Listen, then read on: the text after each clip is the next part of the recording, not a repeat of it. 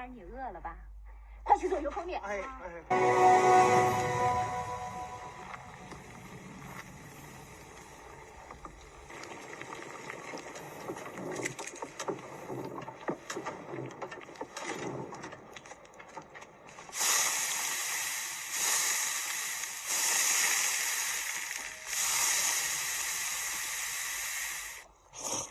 大家好，今天我们来做陕西传统的特色面食之一油泼面。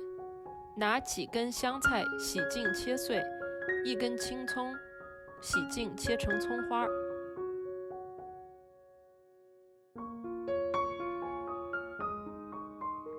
几瓣蒜切成蒜末，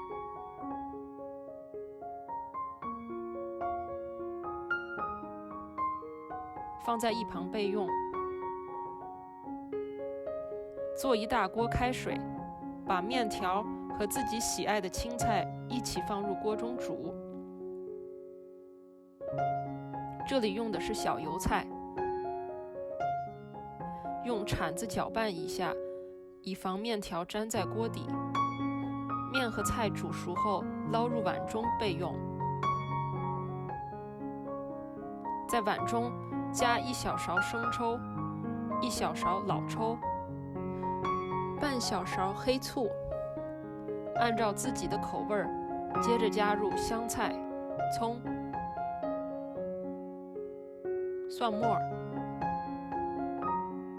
和干辣椒片。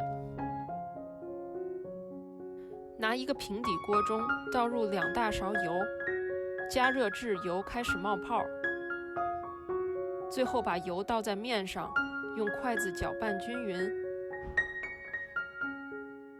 这样一碗新鲜、香味可口的油泼面就做好了。希望大家喜欢并订阅，我们下期见，拜拜。